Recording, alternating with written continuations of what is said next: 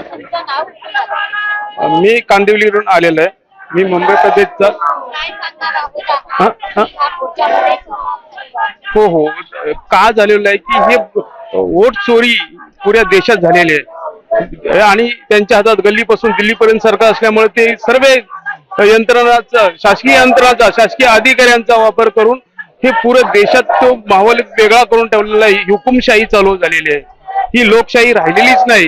कितीही खरं बोला, त्यांनी खोटं बोलायचं, प्रशासनानं ऐकायचं आणि ते रेटून पुढे न्यायचं. हा उद्योग आता महाराष्ट्रात नाही, पुऱ्या देशात हाच उद्योग चाललेला आहे. म्हणून पुरा देश पेटून उठलेला आहे.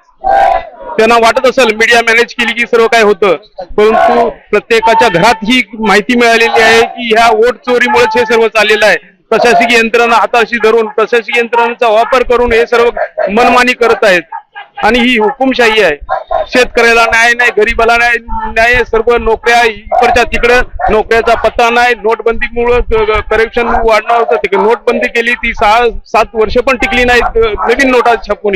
आणि आता म्हणले की आमच्या हातात काहीच नाही. अरे सरकार तुमच्या हातात आहे, तुमच्या हातात काही नाही, सर्व तुमच्या हातात आहे. किती कर्ज काढायचं, किती पर व्यक्तीला महागाईत डुबवायचं आणि त्याच्यावरती आपले घर सांभाळायचे, बंगले बांधायचे आणि गरीबाला असंच बोंबलत ठेवायचं.